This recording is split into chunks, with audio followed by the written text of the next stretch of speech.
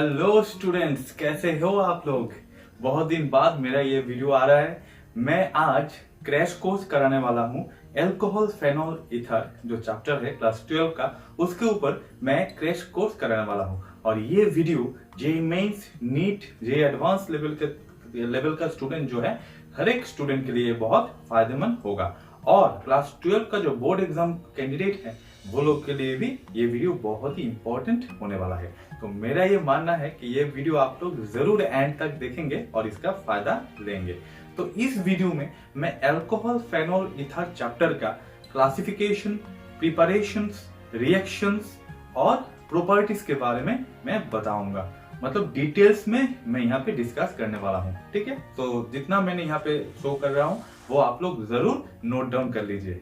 ठीक है, तो आशा करता हूँ आप लोग बहुत अच्छे होंगे और प्रिपरेशन भी बहुत जोर से कर सकते हो ये बोर्ड एग्जाम के लिए और नीट एग्जाम के लिए। सो best of luck in advance for your upcoming exams. ठीक है, चलिए देख लेते हैं। देखिए, यहाँ पे मैंने पहले क्लासिफिकेशंस, हर एक टाइप का जो क्लासिफिकेशन होता है अल्कोहल, फेनॉल और ईथर का, ये मैं यहाँ पे दिखाया। देख लीजिए, classification of alcohols, classification of phenols और क्लासिफिकेशन ऑफ ईथर्स। तो क्लासिफिकेशन ऑफ अल्कोहल में क्या है, देखिए फर्स्ट जो क्लासिफिकेशन है ये है on the basis of the nature of COH group. Depend करके OH ग्रुप के साथ जो कार्बन अटैच्ड है, उस कार्बन कितना और कार्बन के साथ जुड़ा हुआ है उसके ऊपर डिपेंड करके जो क्लासिफिकेशन, जिसको बेसिक क्लासिफिकेशन कहा जाता है। तो यहाँ पे देखिए 1 डिग्री अल्कोहल RCH2OH, क्योंकि ये कार्बन जो है ये और एक एल्काइल ग्रुप के साथ जुड़ा हुआ है, इसलिए। फिर देखिए यहाँ पे जो है ये 2 डिग्री कार्बन है, क्यों? क्योंकि इसके साथ 2 और एल्काइल ग्रुप जुड़ा हुआ है। तो पहला वाला जो होगा इसको कहेंगे प्राइमरी, नेक्स्ट जो है उसको कहेंगे सेकेंडरी एंड थर्ड वाला जो है उसको कहेंगे टर्शियरी। मतलब यहाँ पे कितना सारा देखिए, यहाँ पे 3 एल्काइल ग्रुप अटैच्ड है इस कार्बन के साथ, इसलिए इसको 3 डिग्री और टर्शियरी अल्कोहल कहेंगे। ठीक है, चलिए next, on the basis of number of OH group, मतलब OH ग्रुप कितना है उसके ऊपर डिपेंड करके जो क्लासिफिकेशन हो सकता है वही मैंने यहाँ पे दिखाया।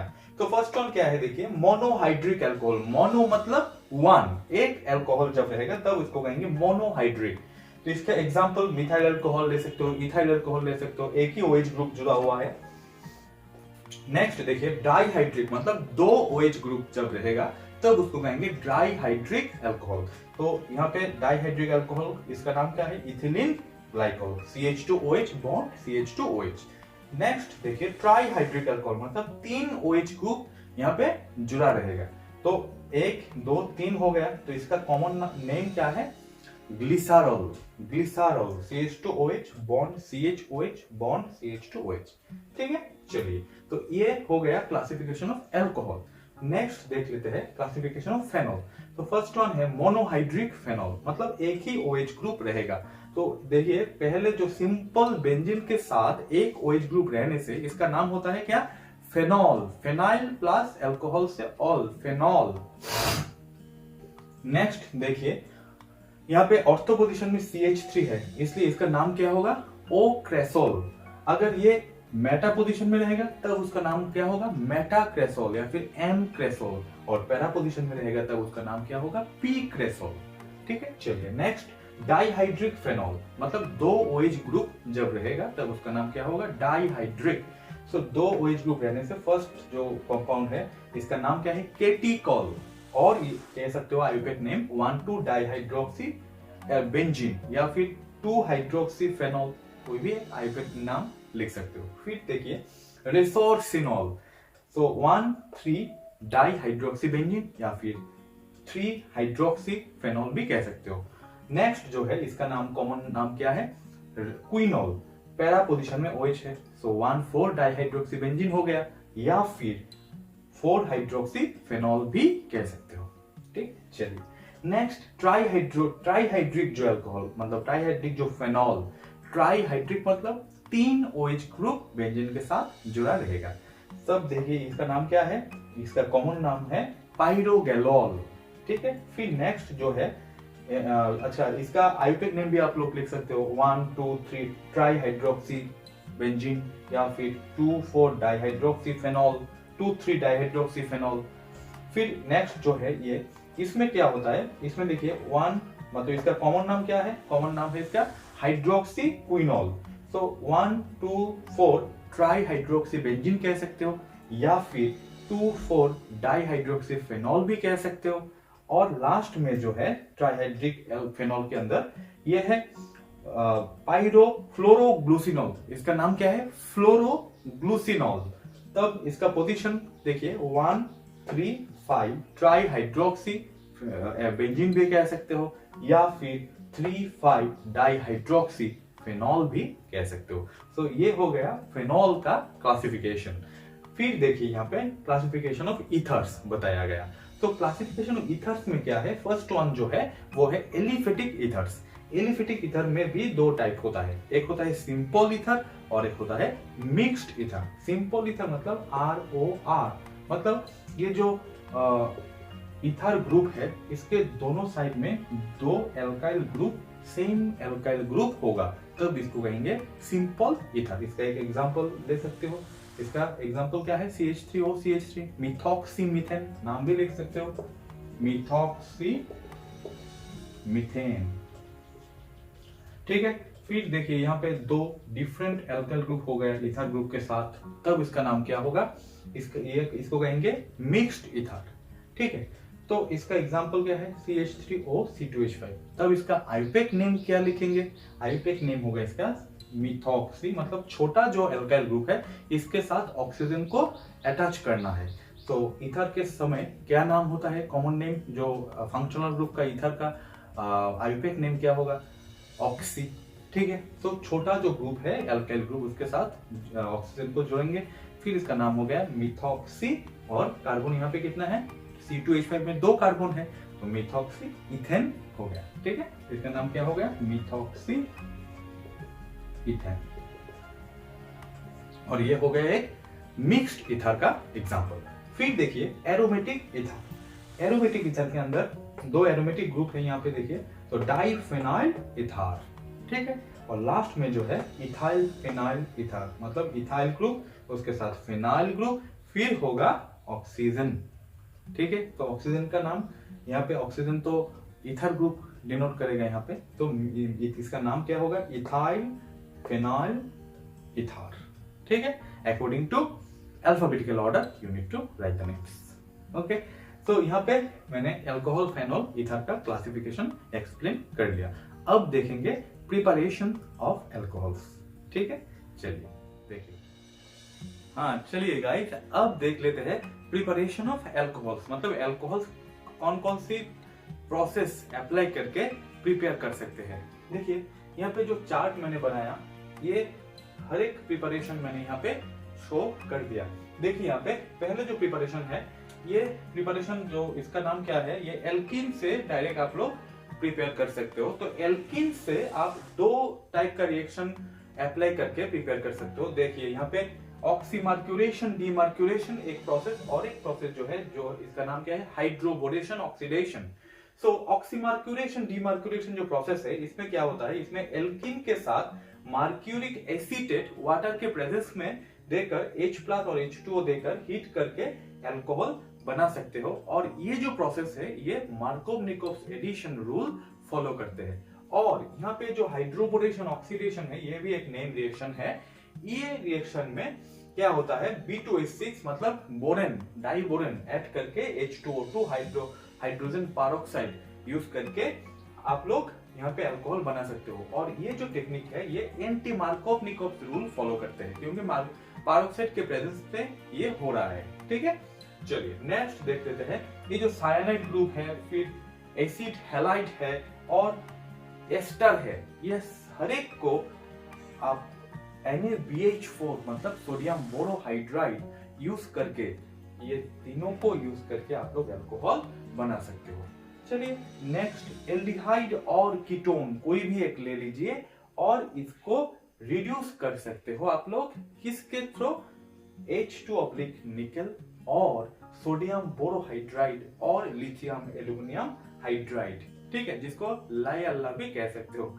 तो ये जो लाई अल्लाह या फिर सोडियम बोरोहाइड्राइड और ऐसा भी मतलब कोई भी इस टाइप का कोई भी एक स्ट्रॉन्ग रिड्यूसिंग एजेंट यूज करके आप लोग इसको रिड्यूस करके अल्कोहल बना सकते हो, एल्डिहाइड और कीटोन को। सो एल्डिहाइड को रिड्यूस करके आप लोग बना सकते हो 1 डिग्री अल्कोहल और कीटोन को रिड्यूस करके आप लोग बना सकते हो 2 डिग्री अल्कोहल।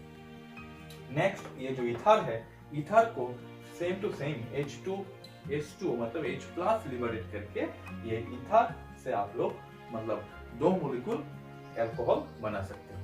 फिर यहाँ पे देखिए एस्टर को हाइड्रोलाइसिस करके, क्योंकि आप लोगों को पता ही है एस्टर को हाइड्रोलाइसिस करने के बाद क्या क्या फॉर्म होगा। यहाँ पे एस्टर को हाइड्रोलाइसिस करने के बाद मतलब H2 अगर आप लोग ऐड करेंगे H+ और OH-, तो यहाँ पे RCOO- H+ के साथ जाकर क्या बनाएगा, RCOOH बनाएगा और यहाँ पे ROH मतलब अल्कोहल यहाँ पे बनेगा।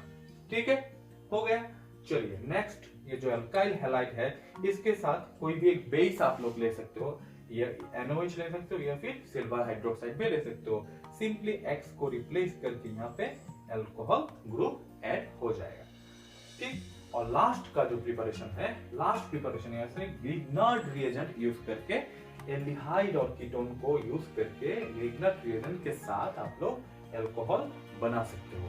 ठीक है, यहाँ पे ग्रिग्नार्ड रिएजेंट जो है RMgX, इसके साथ आप लोग कीटोन ले सकते हो। तो लेने के बाद क्या होगा, ये तो एक्टिव पार्ट है अल्काइल ग्रुप, ये जाकर यहाँ पे अटैक करेगा, O- जाकर OMgX बनाएगा। तो क्या मिलेगा आप लोगों को यहाँ पे OMgX, इसके साथ R और यहाँ पे और एक R। ठीक है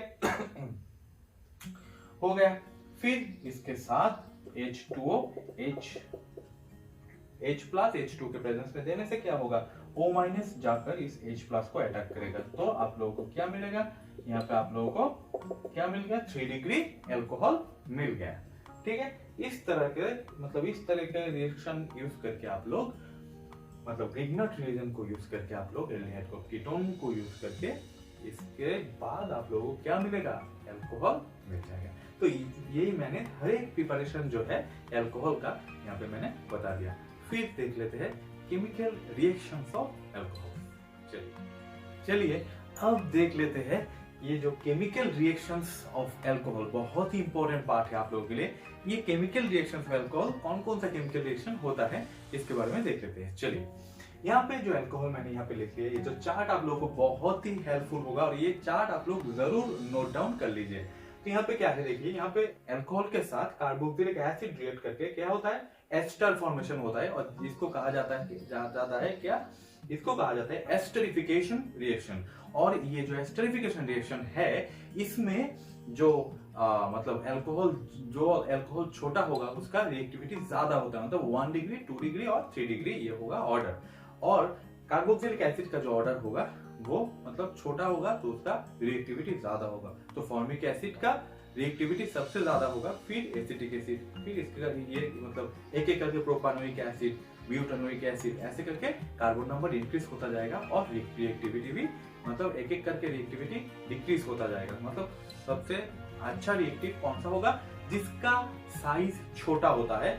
छोटे बच्चे क्या होता है, छोटे बच्चे दौड़ता ज्यादा है ना, मतलब जल्दी दौड़ लेते हैं यहाँ से वहां आएगा, तो मतलब बहुत परेशान करने वाला होता है। और ये जो छोटा बच्चा जैसे फास्ट दौड़ते हैं वैसे ही यहाँ पे छोटा साइज होने से इसका रिएक्टिविटी ज्यादा होता है।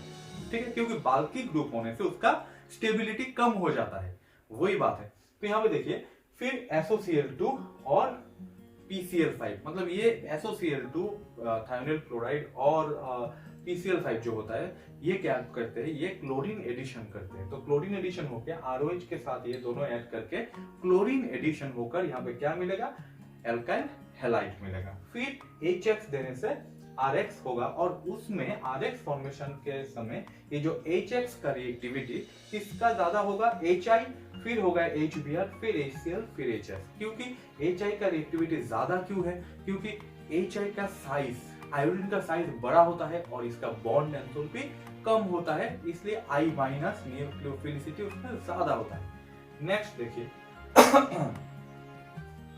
डाइल्यूट सल्फ्यूरिक एसिड यूज करके इसके साथ क्या होगा, ईथर फॉर्मेशन कर सकते हो। और ये प्रोसेस जो रिफ्लक्स प्रोसेस है, रिफ्लक्स प्रोसेस यहाँ पे अप्लाई करना पड़ेगा। नेक्स्ट देखिए आप लोग पीसीसी और क्रोमिक एसिड HCl के प्रेजेंस में यूज करके, पीसीसी मतलब क्या है, पीडीडीनियम क्लोरोक्रोमेट, और ये बेस्ट मेथड है अल्कोहल से एक ही स्टेप में एल्डिहाइड प्रिपरेशन करने का। नेक्स्ट देखिए एसिटिक एनहाइड्राइड या फिर कोई भी एनहाइड्राइड यूज करके अल्कोहल के साथ आप लोग एस्टर बना सकते हो। फिर कॉपर ऑक्साइड देकर हीट देने से रिड्यूस होकर ये क्या होगा, एल्डिहाइड प्रिपेयर होगा, सॉरी रिड्यूस नहीं, ऑक्सीडाइज होकर यहाँ पे एल्डिहाइड प्रिपेयर होगा। फिर कॉन्सेंट्रेटेड सल्फ्यूरिक एसिड देने से अल्कोहल के साथ क्या होता है, एल्कीन फॉर्मेशन होता है, और उसमें ईज ऑफ डिहाइड्रेशन, मतलब डिहाइड्रेशन होते ही है, अल्कोहल डिहाइड्रेशन होकर ही क्या होता है, एल्कीन फॉर्मेशन होता है। और इसमें जो ईज ऑफ डिहाइड्रेशन है, इसमें ऑर्डर क्या होगा, 3 degree, then 2 degree, then 1 degree. Next देख लेते हैं ये जो ऑक्सीडाइजिंग एजेंट है KMnO4 या फिर KMnO4 बेसिक मीडियम में और K2Cr2O7 एसिडिक मीडियम में देने से कार्बोक्सिलिक एसिड फॉर्मेशन होगा, अल्कोहल स्ट्रांगली ऑक्सीडाइज होकर। फिर देखिए HCl एसिड क्लोराइड यूज करने के बाद यहाँ से क्या होगा, यहाँ पे 8COR मतलब एस्टर फॉर्मेशन होता है, HCl रिमूव हो जाएगा। और यहाँ पे देखिए जो मेटल के साथ रिएक्ट करके क्या होगा, अल्कोहल मेटल के साथ रिएक्ट करके सॉल्ट और हाइड्रोजन गैस लिबरेट करेगा। इसलिए alcohols are weakly acidic in nature, क्योंकि अल्कोहल मेटल के साथ रिएक्ट करके क्या फॉर्म करते हैं, यहाँ पे सॉल्ट और हाइड्रोजन गैस फॉर्म कर लेते हैं। मगर phenols are more basic acidic than alcohol, ये बात ध्यान में रखना, मतलब phenols are more acidic than aliphatic alcohol. इसका रीजन मैं बाद में बताने वाला हूँ। देखिए इसके बाद यहाँ पे 2 प्रिपरेशन, मतलब जितना सारा इंपॉर्टेंट टॉपिक है आप लोगों के लिए, यही मैंने फोकस किया है यहाँ पे। तो देखिए प्रिपरेशन ऑफ मिथानॉल में क्या है, वुड स्पिरिट, मिथानॉल मतलब इसको वुड स्पिरिट भी कहा जाता है क्योंकि वुड से ये फॉर्मेशन होता है। तो इसका प्रिपरेशन कार्बन मोनोऑक्साइड और हाइड्रोजन के साथ, और ये जो कंडीशन है, क्या क्या condition, zinc oxide chromic acid चाहिए। फिर टेम्परेचर 573 टू 673 केल्विन टेम्परेचर, बहुत ही ज्यादा टेम्परेचर चाहिए। फिर 200 टू 300 ATM प्रेशर देने से मिथाइल अल्कोहल बन जाएगा। और प्रिपरेशन ऑफ इथानॉल और इथाइल अल्कोहल, ये कैसे प्रिपेयर कर सकते हो, ये बायोलॉजी में तो आप लोग बहुत इजीली, मतलब बहुत बार ये पढ़ लिया। ग्लूकोज को जाइमेज एंजाइम के प्रेजेंस में रख देने से अल्कोहल मतलब इथाइल अल्कोहल और कार्बन डाइऑक्साइड गैस फॉर्मेशन होता है, फर्मेंटेशन प्रोसेस जिसको कहा जाता है। नेक्स्ट देखिए यहाँ पे रेक्टिफाइड स्पिरिट, रेक्टिफाइड स्पिरिट किसको कहा जाता है, 95% इथानॉल है रेक्टिफाइड स्पिरिट। फिर एब्सोल्यूट स्पिरिट क्या है, 100% इथानॉल को कहेंगे एब्सोल्यूट स्पिरिट, और पावर अल्कोहल कहेंगे 20:80 mixture of alcohol and gasoline. ठीक है, तो ये जितना सारा मैंने यहाँ पे बताया, एक्सप्लेन किया, बहुत ही इंपॉर्टेंट पार्ट है आप लोगों के लिए, जरूर आप लोग नोट डाउन कर लीजिए। अब देख लेते हैं how can you distinguish between 1 degree, 2 degree and 3 degree alcohol, मतलब ये तीनों को डिस्टिंग्विश कैसे कर सकते हो। तो ये डिस्टिंग्विश आप लोग 2 तरीके से कर सकते हो। एक क्या है, एक है लुकास टेस्ट और एक क्या है, विक्टर मेयर्स टेस्ट। तो दोनों ही टेस्ट मैं यहाँ पे अभी दिखाने वाला हूँ। ठीक है, चलिए अब देख लेते हैं how can you distinguish between 1 degree, 2 degree and 3 degree alcohol. तो देखिए पहला जो टेस्ट है ये इसका नाम है लुकास टेस्ट, और लुकास रिएजेंट किसको कहा जाता है, जिंक क्लोराइड मतलब एनहाइड्रस जिंक क्लोराइड और कॉन्सेंट्रेटेड HCl का जो मिक्सचर है इसको कहा जाता है लुकास रिएजेंट। अब ये लुकास रिएजेंट 1 डिग्री अल्कोहल में देने से क्या होगा, कोई रिएक्शन होता नहीं है। 2 डिग्री अल्कोहल में सेम लुकास रिएजेंट देने से ये जो कंपाउंड फॉर्म करेगा ये धीरे धीरे मतलब 5 मिनट के बाद व्हाइट क्लाउडीनेस या फिर टर्बिडिटी कह सकते हो। ठीक है, तो व्हाइट क्लाउडीनेस मतलब क्लाउडीनेस टाइप सॉल्यूशन फॉर्म करेगा 5 मिनट के बाद, ये लुकास रिएजेंट ऐड करने के बाद। फिर 3 डिग्री अल्कोहल जो है वो 3 डिग्री अल्कोहल में आप लोग लुकास रिएजेंट देने से ये इमीडिएटली व्हाइट क्लाउडनेस या फिर टर्बिडिटी फॉर्म कर लेते हैं। ठीक है, अब देख लेते हैं दूसरा जो टेस्ट, इसको कहा जाता है विक्टर मेयर्स टेस्ट। बहुत ही इंपॉर्टेंट है दोनों की दोनों, सो जरूर आप लोग ये दोनों टेस्ट लिख लीजिए और रट्टा भी मार लीजिए। ठीक है, चलिए विक्टर मेयर्स टेस्ट में 1 डिग्री अल्कोहल जो है, 1 डिग्री अल्कोहल में पहले क्या क्या देना पड़ता है। देखिए विक्टर मेयर्स टेस्ट में पहले आप लोगों को देना पड़ेगा फास्फोरस और आयोडीन, इसके बाद इसके साथ AgNO2 सिल्वर नाइट्राइट ऐड करना पड़ेगा। फिर HNO2 मतलब नाइट्रस एसिड ऐड करने के बाद जो डिफरेंट कलरेशन होगा इसके ऊपर डिपेंड करके आप लोग क्या कर सकते हो, आप लोग एल्कोहल को क्लासिफाई कर सकते हो। तो 1 डिग्री अल्कोहल में ये सब देने के बाद फाइनल में जो NaOH देने के बाद फाइनल मतलब HNO2 ऐड करने के बाद जो एसिड फॉर्म होता है या फिर जो भी फॉर्मेशन होता है उसके बाद फाइनली NaOH देने के बाद सोडियम हाइड्रोक्साइड देने के बाद जो कलरेशन होता है उसके ऊपर डिपेंड करके क्लासिफाई इजीली हो सकता है। तो पहले 1 डिग्री में देने के बाद फॉर्मेशन क्या हुआ, ब्लड रेड कलरेशन फॉर्मेशन हुआ। और 2 डिग्री में same to same process apply करने के बाद जो होगा फाइनल में वो ब्लू कलर दिखाएगा। और 3 डिग्री में बीच रास्ते में ही रिएक्शन स्टॉप हो गया। ठीक है, तो कोई रिएक्शन इसके बाद प्रोसीड नहीं होता है। तो ये दोनों सिस्टम अप्लाई करके आप लोग इजीली 1 डिग्री, 2 डिग्री, 3 डिग्री या फिर प्राइमरी, सेकेंडरी और टर्शियरी अल्कोहल को क्लासिफाई कर सकते हो। ठीक है, अब देख लेते हैं और एक इंपॉर्टेंट पार्ट, प्रॉपर्टीज मतलब preparation and properties of phenols. ठीक है, चलिए डियर स्टूडेंट्स अब देख लेते हैं chemical reactions and preparations of phenol. ठीक है, तो फिनॉल कैसे प्रिपेयर कर सकते हो, यहाँ पे देखिए आप लोग एक एक करके मैं यहाँ पे दिखाया। फिनाइल मैग्नीशियम ब्रोमाइड के साथ H2O मतलब H+ ऐड करके आप लोग फिनॉल बना सकते हो। फिर ये जो देखिए C6H5N2+ HSO4- ये H2O के साथ रिएक्ट करके फिनॉल प्रिपेयर कर सकते हो। फिर डाउस प्रोसेस जो होता है बहुत ही इंपॉर्टेंट नेम रिएक्शन, ये मतलब हेलो एरिन के साथ मतलब स्पेशली क्लोरोबेंजीन के साथ NaOH देने के बाद HCl देने से क्या होगा, फिनॉल प्रिपेयर कर सकते हैं। फिर डिकार्बोक्सिलेशन मतलब कार्बोक्सिल ग्रुप को एलिमिनेट करने का जो रिएक्शन है, इस रिएक्शन में क्या होगा, ये जो कार्बोक्सिल ग्रुप है ये Na2CO3 के हिसाब से निकल जाएगा और फिनॉल फॉर्मेशन हो जाएगा, मतलब ये ग्रुप पूरा ही निकल जाएगा Na2CO3 फॉर्म करके। फिर देखिए PHSO3- Na+, इसके साथ भी NaOH और H2O H+ के प्रेजेंस में हीट करने के बाद आप लोगों को फिनॉल मिल जाएगा। फिर देखिए ये जो क्यूमिन है बहुत ही इंपॉर्टेंट रिएक्शन है। क्यूमिन जो होता है मतलब क्यूमिन किसको कहा जाता है, ये आइसोप्रोपाइल बेंजीन को क्यूमिन कहा जाता है। आइसोप्रोपाइल बेंजीन को क्यूमिन कहा जाता है। और ये जो क्यूमिन है इसको साथ ऑक्सीजन ऐड करने के बाद ये जो कार्बन हाइड्रोजन है, ये कार्बन और हाइड्रोजन के बीच 2 ऑक्सीजन ऐसे करके घुस जाएगा। यहाँ पे 2 CH3 ऐसे करके रहेगा और यहाँ पे बेंजीन रिंग रहेगा। ठीक है, ये है क्यूमिन मतलब क्यूमिन हाइड्रोपेरोक्साइड। जब ऑक्सीजन ऐड हो जाएगा इसका नाम हो जाएगा क्यूमिन हाइड्रोपेरोक्साइड। फिर H2OH+ के प्रेजेंस में क्या होगा, यहाँ से ये जो CH3COCH3 ये जो एसीटोन ग्रुप है CH3COCH3 निकल जाएगा और ये ऑक्सीजन मतलब OH ग्रुप इसके साथ ऐड करके फिनॉल प्रिपेयर करेगा। ठीक है, तो ये सारा प्रिपरेशन जो है ये सब फिनॉल का प्रिपरेशन है। अब देखिए ये जो इंपॉर्टेंट रिएक्शंस ऑफ फिनॉल है ये मैंने यहाँ पे आप लोगों के लिए लिख के रखा हूँ, देख लीजिए एक एक करके। पहले जो रिएक्शन है ब्रोमीन वाटर के साथ रिएक्शन करके फिनॉल क्या बनाएगा, 2,4,6 ट्राइब्रोमोफेनॉल बनाएगा और ये जो है ये व्हाइट PPT बनाएगा। नेक्स्ट जो रिएक्शन है बहुत ही इंपॉर्टेंट नेम रिएक्शन है, स्पेशली बोर्ड एग्जाम के लिए ये एंट्रेंस में भी पूछा गया था। बहुत ही इंपॉर्टेंट रिएक्शन है ये, CH3Cl मतलब क्लोरोफॉर्म और NaOH के साथ रिएक्ट करके HCl के प्रेजेंस में सैलिसल्डिहाइड बनाएगा। फिर जो रिएक्शन है CCl4 NaOH और HCl के प्रेजेंस में सैलिसाइलिक एसिड प्रिपेयर करेगा। उसके बाद जो है और एक इंपॉर्टेंट नेम रिएक्शन, इसको कहा जाता है कोलब्रेस रिएक्शन। ये जो कोलब्रेस रिएक्शन है ये NaOH और कार्बन डाइऑक्साइड के प्रेजेंस में होता है और 4 to 7 atm प्रेशर देने से इसमें सैलिसाइलिक एसिड फॉर्मेशन होगा।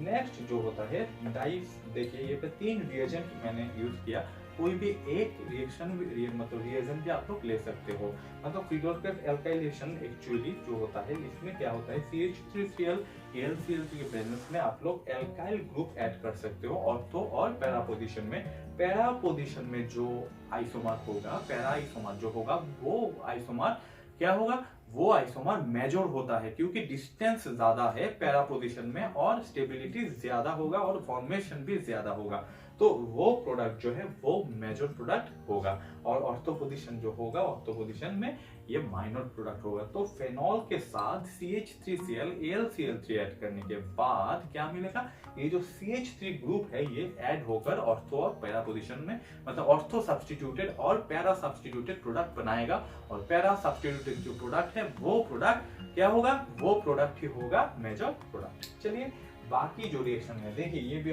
बहुत इंपॉर्टेंट रिएक्शन है एंट्रांस के लिए, स्पेशली थैलिक एनहाइड्राइड आप लोग यूज कर सकते हो और H2SO4 के प्रेजेंस में क्या बनाएगा, फिनोप्थैलिन जो इंडिकेटर है फेनोप्थैलिन, जो फेनोप्थैलिन इंडिकेटर बनाएगा। फिर एक्वस NOH C6H5COCl मतलब बेंजोइलेशन अगर करेंगे तो बेंजोइल ग्रुप ऐड होगा, ठीक है। फिर NOH CH3I देने से एनिसोल मिथॉक्सीबेंजीन, जिसको एनिसोल कहा जाता है, ये प्रिपेयर हो जाएगा। फिर PCl5 देने से ये ट्राइफिनाल फॉस्फेट फॉर्मेशन होगा। फिर K2S2O8 देने से ऑक्सीडेशन होकर ऑर्थो पोजीशन और पैरा पोजीशन में OH ग्रुप ऐड होगा, ठीक है। होने के बाद पैरा वाला जो होगा वो ही मेजर प्रोडक्ट होगा। रीजन जो मैंने बताया वो ही रीजन है, सेम टू सेम रीजन होगा। नेक्स्ट देखिए, कॉन्सेंट्रेटेड नाइट्रिक एसिड और सल्फ्यूरिक एसिड देने से बेंजीन फेनॉल के साथ यहाँ पे क्या मिलेगा, 2,4,6 ट्राइनाइट्रोफेनॉल। इसका नाम क्या है, 2,4,6 ट्राइनाइट्रोफेनॉल, जिसको कहा जाता है पिक्रिक एसिड। बहुत ही इंपॉर्टेंट रिएक्शन है, इसको ही पिक्रिक एसिड कहा जाता है। फिर देखिए लास्ट में जो इंपॉर्टेंट और एक रिएक्शन है, ये है जिंक डास्ट देने के बाद ये जो फेनॉल है इसके साथ जिंक डास्ट देने से ZnO निकल जाएगा इसके प्रेजेंस में और बेंजीन फॉर्मेशन हो जाएगा, ठीक है। तो आप लोग यहाँ पे देख सकते हो फेनॉल एक्चुअली क्या होता है, फेनॉल रेजोनेटिंग स्ट्रक्चर में मतलब रेजोनेटिंग स्ट्रक्चर फॉर्म कर सकता है, इसलिए क्या होता है पार्शियली डबल बॉन्ड कैरेक्टर आ जाता है इसमें। तो वो एसिडिक कैरेक्टर ऑफ फेनॉल जिसको कहा जाता है वो मैं यहाँ पे एक्सप्लेन करने वाला हूँ। एसिडिक कैरेक्टर ऑफ फेनॉल कैसे एक्सप्लेन कर सकते हैं, देखिए फेनॉल जो है वो रेजोनेंस में पार्टिसिपेट कर सकते हैं। देखिए यहाँ पे ऑक्सीजन के ऊपर लोन पेयर है, ये प्रोवाइड करेगा, फिर माइनस होगा, तो नेक्स्ट कैसे करेंगे, यहाँ पे माइनस होने के बाद ये होगा, फिर डबल बॉन्ड OH और ऑक्सीजन से इलेक्ट्रॉन चला गया तो यहाँ पे प्लस फॉर्मेशन होगा। फिर नेक्स्ट स्टेप में क्या होगा, ये जो है ये double bond minus double bond form कर लेगा, फिर कॉर्नर में आ जाएगा। बाद में क्या होगा, ये माइनस होगा, डबल बॉन्ड OH प्लस होगा, फिर अगेन ये देगा और यहाँ पे माइनस होगा और फाइनली ये ऑक्सीजन के ऊपर जो प्लस है उसको मिनिमाइज करके फिर से फेनॉल बनाएगा। तो देखिए यहाँ पे फेनॉल का जो रेजोनेटिंग स्ट्रक्चर है इसमें क्या दिखाई दे रहा है आप लोगों को, यहाँ पे ऑक्सीजन को प्लस चार्ज फॉर्मेशन हो रहा है, तो ऑक्सीजन से लोन पेयर बेंजीन के तरफ आ रहा है और ये घूम रहा है बेंजीन के अंदर, क्योंकि रेजोनेंस स्ट्रक्चर फॉर्म हो रहा है। तो ज्यादा के ज्यादा रेजोनेंस स्ट्रक्चर होने से स्ट्रक्चर का मतलब कोई भी कंपाउंड का स्टेबिलिटी बढ़ जाता है, बढ़ता है। अगर बढ़ेगा तो क्या होगा, यहाँ पे बेंजीन एक it is a electron withdrawing group, मतलब खुद के तरफ -R इफेक्टिव ग्रुप, ठीक है। -R मतलब -R रेजोनेटिंग स्ट्रक्चर वाला -R इफेक्टिव ग्रुप, मतलब वो ग्रुप का कंडीशन क्या होता है, वो ग्रुप क्या करते हैं, वो ग्रुप इलेक्ट्रॉन खुद के तरफ खींच लेते हैं। अगर खुद के तरफ इलेक्ट्रॉन खींच लेते हैं तो ऑक्सीजन से इलेक्ट्रॉन इसके तरफ चला गया और OH बॉन्ड जो है वो क्या होगा, वीक हो जाएगा और H+ छोड़ देगा। अगर H+ छोड़ देगा तो क्या हो जाएगा, एसिडिक हो जाएगा, ठीक है। तो यहाँ पे बेंजीन के साथ OH होने से फेनॉल हुआ। अगर इलेक्ट्रॉन यहाँ से इसके तरफ चला गया तो बाद में आप लोगों को क्या मिलेगा, यहाँ पे मिलेगा O-, क्योंकि ये H+ छोड़ देगा, तब इसको कहेंगे फेनॉक्साइड आयन, इसका नाम होगा फेनॉक्साइड आयन, ठीक है। ये भी रेजोनेंस स्टेबलाइज्ड होता है। तो ये फेनॉल मोर acidic than aliphatic alcohol. Aliphatic alcohol में क्या होता है, देखिए एलिफेटिक अल्कोहल में ये जो एल्काइल ग्रुप है वो क्या है, +I इफेक्टिव ग्रुप, मतलब पॉजिटिव इंडक्टिव इफेक्ट दिखाने वाला ग्रुप, और इसका नेचर क्या होता है, इसका नेचर होता है ये इलेक्ट्रॉन पुश करेगा थ्रूअर्ड्स दिस ऑक्सीजन। ठीक है, मतलब आर जो ग्रुप है वो इलेक्ट्रॉन पुश करेगा टुवर्ड्स दिस ऑक्सीजन, और इसके बाद क्या होगा, ऑक्सीजन और हाइड्रोजन में जो बॉन्ड है वो स्टेबल ज्यादा हो जाएगा। अगर ज्यादा स्टेबल हो जाएगा तब क्या होगा, तब H+ छोड़ने का टेंडेंसी कम हो जाएगा। अगर कम हो जाएगा तो इसका एसिडिटी कम होगा। ठीक है, सो अगर और एक बात देख लीजिए इसके साथ रिलेटेड है, ये जो एलिफेटिक अल्कोहल है वो H+ छोड़ने के बाद क्या होता है, RO- होगा, तो इसका नाम क्या है, एल्कोक्साइड आयन, एल्कोक्साइड आयन। ठीक है, अगर H2O लेंगे इसके साथ, इसके मतलब H2O से H+ छोड़ने के बाद क्या मिलेगा, OH-, इसको कहेंगे हाइड्रोक्साइड। तो ये भी क्वेश्चन पूछा जाता है कि एल्कोक्साइड और हाइड्रोक्साइड में बेसिक ज्यादा कौन है, और ये भी पूछा जा सकता है अल्कोहल और वाटर में बेटर प्रोटॉन डोनर किसको कहा जाता है। तो देखिए H2O is a better proton donor than alcohol. क्यों बेटर प्रोटॉन डोनर बोला गया है यहाँ पे, ये इसलिए बेटर प्रोटॉन डोनर है क्योंकि यहाँ पे जो एल्काइल ग्रुप है ROH, इसमें जो प्लास इफेक्टिव ग्रुप है, ये ग्रुप का कंडीशन क्या है, ये ग्रुप क्या करेगा, ये ग्रुप ऑक्सीजन की तरफ इलेक्ट्रॉन क्या करेगा, मतलब डोनेट कर देगा। फिर इसका टेंडेंसी है इलेक्ट्रॉन पुश कर देना ऑक्सीजन की तरफ, फिर क्या होगा, OH बॉन्ड स्टेबल हो जाएगा, H+ छोड़ने का टेंडेंसी कम होगा, इसलिए प्रोटॉन ज्यादा डोनेट कर नहीं पाएंगे, एसिडिटी कम होगा, इसलिए alcohols are less acidic in nature.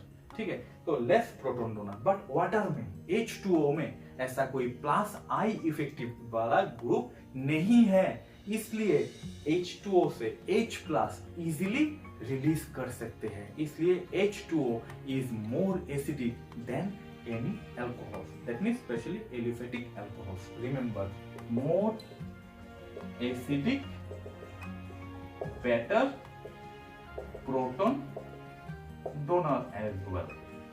Better proton donor भी होता है, प्रोटॉन भी डोनेट कर लेता है और एसिडिटी भी ज्यादा होता है। ठीक है, चलिए अब देख लेते हैं लास्ट पार्ट जो है इस चैप्टर का।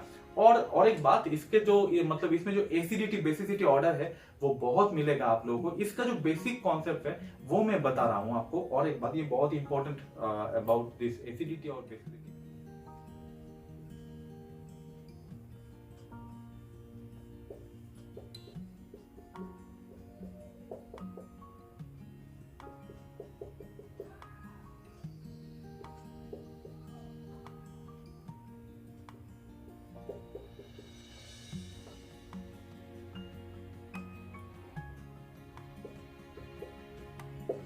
See, इलेक्ट्रॉन विड्रॉइंग ग्रुप और इलेक्ट्रॉन डोनेटिंग ग्रुप। तो इलेक्ट्रॉन विड्रॉइंग ग्रुप मतलब क्या करेगा, बेंजीन से यहाँ पे कोई भी इलेक्ट्रॉन विड्रॉइंग ग्रुप रहेगा फेनॉल के साथ, तो क्या करेगा, ये खुद के तरफ इलेक्ट्रॉन खींच लेगा, बेंजीन से खुद के तरफ इलेक्ट्रॉन खींच लेगा, मतलब ये बेंजीन से खींच लेगा, बेंजीन OH मतलब ऑक्सीजन से खींचेगा, फिर क्या होगा, HOH का बॉन्ड स्टेबिलिटी वीक हो जाएगा, बॉन्ड एंथैल्पी वीक हो जाएगा, और H+ रिलीजिंग टेंडेंसी ज्यादा हो जाएगा, और इसका एसिडिटी भी बढ़ेगा, सो मोर एसिडिक हो जाएगा। ठीक है, तो क्या हो गया यहाँ पे, इलेक्ट्रॉन विड्रॉइंग ग्रुप अगर ज्यादा रहेगा तब उस कंपाउंड का एसिडिटी ज्यादा होगा। ठीक है, तो इलेक्ट्रॉन ग्रुप विड्रॉइंग ग्रुप जो है वो लोग आप लोग लिस्ट कर ले लीजिए। NO2 ग्रुप है, CN है, CHO है, COCH3 है, COOH है, ये क्या कर लेते हैं, खुद की तरफ इलेक्ट्रॉन खींच लेते हैं। और इलेक्ट्रॉन डोनेटिंग ग्रुप जो होता है वो इलेक्ट्रॉन दे देगा, पुश करेगा टुवर्ड्स दिस बेंजीन, और बेंजीन से भी ऑक्सीजन की तरफ इलेक्ट्रॉन पुशिंग टेंडेंसी होगा। फिर क्या होगा, OH बॉन्ड का स्टेबिलिटी ज्यादा होगा एज कंपेयर टू दिस, तो ज्यादा होने से क्या है, H+ रिलीजिंग टेंडेंसी कम हो जाएगा। अगर H+ रिलीजिंग टेंडेंसी कम हो जाएगा तो लेस एसिडिक हो जाएगा। ठीक है। इसलिए एसिडिटी बेसिसिटी ये जो ग्रुप के प्रेजेंस से ही आप लोग डिटरमाइन कर सकते हो। बहुत सारे एग्जांपल है, बहुत ही इंपॉर्टेंट है एंट्रेंस के लिए, बोर्ड के लिए। आप लोग जरूर प्रैक्टिस कर लीजिए। बहुत सारा एमसीक्यू भी आप लोग इससे प्रैक्टिस कर सकते हो। और इलेक्ट्रॉन डोनेटिंग ग्रुप का भी नाम आप लोग लिख सकते हो। OH ग्रुप है, CH3 है, फिर हेलोजन ग्रुप्स है, ठीक है। तो ये सब इलेक्ट्रॉन डोनेट करता है और NH2 भी है। तो ये डोनेट करने के बाद स्टेबिलिटी और एसिडिटी कम, मतलब स्टेबिलिटी ज्यादा कर देगा और एसिडिटी कम हो जाएगा। और विथड्रॉइंग ग्रुप स्टेबिलिटी मतलब घटा करेगा, मतलब कम करेगा, और एसिडिटी इंक्रीज करेगा इलेक्ट्रॉन विथड्रॉइंग ग्रुप्स, ठीक है। चलिए अब देख लेते हैं लास्ट पार्ट, ईथर्स का प्रिपरेशन एंड रिएक्शंस। चलिए अब देख लेते हैं लास्ट पार्ट जो है preparations and chemical reactions of ethers, ठीक है। देखिए यहाँ पे ईथर का प्रिपरेशन कैसे कर सकते हो। पहले जो एल्काइल हैलाइड है, एल्काइल हैलाइड के साथ अल्कोहल देने से, हीट देने से SN1 मैकेनिज्म होगा और इसके बाद आप लोगों को ईथर मिल जाएगा। फिर विलियमसन्स ईथर सिंथेसिस बहुत ही इंपॉर्टेंट नेम रिएक्शन है। इसमें क्या होता है, इसमें आप लोग यहाँ पे जो एल्काइल हैलाइड है, एल्काइल हैलाइड के साथ आप लोग ये जो सोडियम एल्कोक्साइड है ये यूज करके SN2 मैकेनिज्म के थ्रू आप लोग ईथर बना सकते हो। फिर यहाँ पे अल्कोहल के साथ CH2N2 HbF4 के प्रेजेंस में देने के बाद ईथर फॉर्मेशन हो सकता है। फिर एल्काइल हैलाइड के साथ सिल्वर ऑक्साइड देने से ईथर फॉर्मेशन होगा। फिर देखिए यहाँ पे एल्कीन के साथ अल्कोहल देने से ईथर फॉर्मेशन होता है। नेक्स्ट अल्कोहल को कॉन्सेंट्रेटेड सल्फ्यूरिक एसिड देने से, तब इसमें क्या लेना पड़ेगा, 2 मोलिकुल अल्कोहल लेना पड़ेगा और हीट करने के बाद यहाँ पे टेम्परेचर अराउंड 443 केल्विन टेम्परेचर रखना पड़ेगा। फिर अल्कोहल ईथर फॉर्मेशन हो जाएगा। फिर देखिए लास्ट जो प्रिपरेशन है ये एल्कीन के साथ मर्क्यूरिक एसिड अल्कोहल के प्रेजेंस में, और या फिर इसके साथ आप लोग NaBH4 और OH माइनस के प्रेजेंस में सोडियम बोरोहाइड्रेट, मतलब ये तो देना ही पड़ेगा। इसके साथ लास्ट फाइनल स्टेप में रिड्यूसिंग एजेंट यूज करके भी आप लोग ईथर बना सकते हो, ठीक है। चलिए नेक्स्ट देख लेते हैं प्रिपरेशंस के बाद reactions of ether. Reactions of ether में फर्स्ट जो रिएक्शन है यहाँ पे H+ और H2 को साथ बॉयल करने के बाद ईथर को आप लोगों को क्या मिलेगा, उसका प्रिपरेशन का जो रिवर्स रिएक्शन वो ही मिलेगा, यहाँ पे अल्कोहल मिल जाएगा। फिर BF3 देने के बाद यहाँ पे बोरॉन ट्राइफ्लोराइड इथरेट फॉर्मेशन होगा। इसका नाम है बोरॉन ट्राइफ्लोराइड इथरेट। फिर ऑक्सीडेशन करेंगे, अगर ऑक्सीडेशन कैसे करना पड़ेगा, एयर के प्रेजेंस में ऑक्सीडेशन करने के बाद यहाँ पे पेरोक्साइड फॉर्मेशन होगा। नेक्स्ट HX देने से, एक्सेस अगर ईथर के साथ देंगे तब यहाँ पे एल्काइल हैलाइड और H2O मिल जाएगा। फिर डाइल्यूट H2SO4 H2O के प्रेजेंस में देने से 2 मोलिकुल अल्कोहल फॉर्मेशन होगा। और लास्ट में PCl5 देने से 2 मोलिकुल एल्काइल हैलाइड मिलेगा, मतलब स्पेशली PCl5 देने से एल्काइल क्लोराइड मिल जाएगा, ठीक है। तो यहाँ पे मोस्ट इंपॉर्टेंट ये रिएक्शन है, ये रिएक्शन है, और ये भी, ये उतना ज्यादा नहीं है, मतलब ये 2 रिएक्शन बहुत ही इंपॉर्टेंट रिएक्शन है आप लोगों के लिए। तो ये HX का जो रिएक्शन है, HI एक्चुअली 1 डिग्री 2 डिग्री और 3 डिग्री के साथ रिएक्शन जो होता है वो बहुत ही इंपॉर्टेंट रिएक्शन होता है। तब उसमें क्या होता है, अगर मतलब डिफरेंट ग्रुप रहेगा HX के साथ रिएक्शन, अगर देखें यहाँ पे अगर CH3OCH3 रहेगा और इसके साथ HI रिएक्ट करके कोई भी कार्बन के साथ यहाँ पे आप लोग देखिए CH3OH और CH3I बना सकते हो। ये जो नॉर्मली हो गया, ठीक है। अब देखिए ये जो 2 डिग्री जो ईथर है यहाँ पे, इसके साथ अगर HI रिएक्ट करेंगे तब क्या होगा, तब ये बात आप लोग जरूर ध्यान दीजिए, ये CH3 के साथ आयोडीन हो जाएगा और यहाँ पे CH3 CH यहाँ पे OH और CH3 हो जाएगा, ठीक है। और 3 डिग्री अगर रहेगा तब इसके साथ जो HI रिएक्शन होगा, 3 डिग्री क्या होता है, ज्यादा स्टेबल होता है, ठीक है। क्योंकि यहाँ पे 3+I इफेक्टिव ग्रुप रहेगा, इसलिए वो कार्बोकेटायन जो फॉर्मेशन होगा उसमें I- जो है ये न्यूक्लियोफाइल आकर इजीली अटैक कर पाएगा। ठीक है, इसलिए उसमें क्या होता है, ये दोनों से अलग उसमें छोटा जो ग्रुप है उसके साथ हम लोग आयोडीन को ऐड किया, और इसमें क्या होगा, बड़ा जो ग्रुप होगा 3 डिग्री वाला, उसमें हम लोग आयोडीन ऐड कर देंगे। तब क्या मिलेगा, CH3Ci CH3 प्लस CH3OH, ये होगा वो प्रोडक्ट। ठीक है, फिर देखिए ये जो एरोमेटिक ईथर है एनीसोल जिसका नाम है, इसके साथ भी आप लोग HI रिएक्शन करने से क्या होगा, यहाँ पे होगा सेम टू सेम, यही सिर्फ एक्सेप्शन है और बाकी सब क्या है, नॉर्मल रिएक्शन। यहाँ पे सेम टू सेम CH3I होगा और OH मतलब फेनॉल फॉर्मेशन हो जाएगा। ये भी बहुत इंपॉर्टेंट रिएक्शन है। ठीक है, और आप लोग इसके साथ देख सकते हो एनीसोल का जो केमिकल रिएक्शंस मतलब इलेक्ट्रोफिलिक सब्स्टिट्यूशन रिएक्शन, ये भी आप लोग देख सकते हो सेम टू सेम फेनॉल की तरह यहाँ पे भी होगा। यहाँ पे क्लोरीनेशन कर सकते हो, नाइट्रेशन कर सकते हो, सल्फोनेशन कर सकते हो।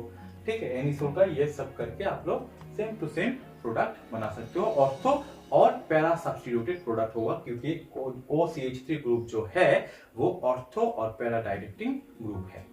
ठीक है, और लास्ट में और एक बात, ये जो फिजिकल प्रॉपर्टीज वो मैंने यहाँ पे डिस्कस उतना नहीं किया, क्योंकि देखिए फिजिकल प्रॉपर्टीज हर एक चैप्टर के लिए एक कॉमन कॉन्सेप्ट रहता है। वो कॉमन कॉन्सेप्ट क्या है, देखिए पहले जो फिजिकल प्रॉपर्टीज है, बॉइलिंग पॉइंट पहला कॉन्सेप्ट। बॉइलिंग पॉइंट 2 टाइप का होता है, मतलब बॉइलिंग पॉइंट डिफाइन करने के लिए बॉइलिंग पॉइंट किसका ज्यादा होगा किसका कम होगा, ये किसके ऊपर डिपेंड करेगा। अगर मोलिकुलर साइज, देखिए बॉइलिंग पॉइंट डिपेंडिंग फैक्टर्स क्या है, नंबर 1 मोलिकुलर मास ज्यादा होगा तब उसका बॉइलिंग पॉइंट ज्यादा होगा, क्योंकि उसका van der Waals force of attraction भी ज्यादा होगा। ठीक है, तब इसको ब्रेक करने में ज्यादा एनर्जी चाहिए। ठीक है, फिर देखिए ब्रांचिंग अगर ज्यादा होगा तब उसका बॉइलिंग पॉइंट कम होगा, क्योंकि ब्रांच ज्यादा होने से सरफेस एरिया डिक्रीज हो जाता है। अगर सरफेस एरिया डिक्रीज होगा तब उसका van der Waals force of attraction भी कम हो जाएगा। फिर इसका क्या होगा, वीक फोर्स ऑफ अट्रैक्शन होगा, तो वीक मतलब less energy is required to break their bonds, that means low boiling points. So branching ज्यादा होने से बॉइलिंग पॉइंट कम होता जाता है।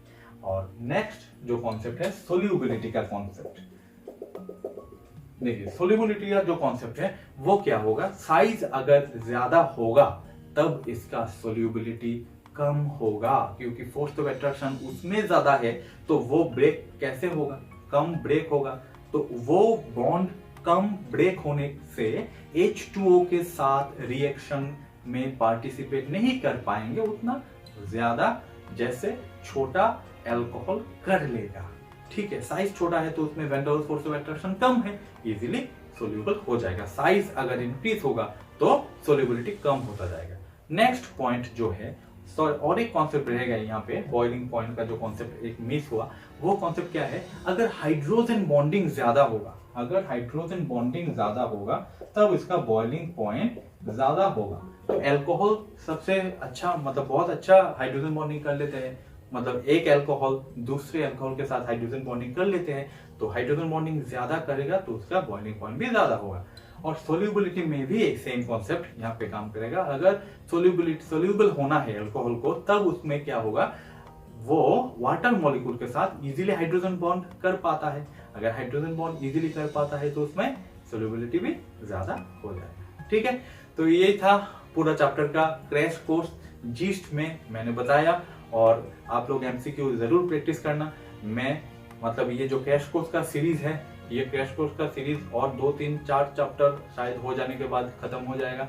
फिर मैं क्वेश्चन का सीरीज लेके आऊंगा, हर एक चैप्टर का जो previous years NEET JEE mains के क्वेश्चन के ऊपर में मतलब अलग अलग करके क्लास कराऊंगा और एक्सप्लेन भी क्लास के ऊपर कराऊंगा। और भी बहुत सारा इंटरेस्टिंग मतलब टॉपिक के ऊपर क्लास आने वाला है। आप लोग जरूर सब्सक्राइब कीजिए चैनल को और जितना सारा वीडियो हो सके आप लोग शेयर कीजिए और देख लीजिए और नोट डाउन भी कर लीजिए, ठीक है। तो आप लोगों का जो अपकमिंग बोर्ड एग्जाम है, नीट एग्जाम है और जे मेंस का जो सीरीज चल रहा है उसके लिए advance and best of luck, advance best of luck to all of you. बहुत ही अच्छा होगा और best of luck for all of you and do your best in your upcoming exam. और बहुत सारा ट्रिक्स भी आने वाला है, बहुत सारा ट्रिक्स, बहुत इंपॉर्टेंट ट्रिक्स। ये नेक्स्ट जो वीडियो आने वाला है इसमें क्रैश कोर्स का रहेगा, फिर 1 2 3 करके बहुत सारा ट्रिक्स का वीडियो आप लोगों के लिए आ रहा है, ठीक है। देखते रहिए और पढ़ते रहिए जोर से, ठीक है। So best of luck again and tata, take care, good bye.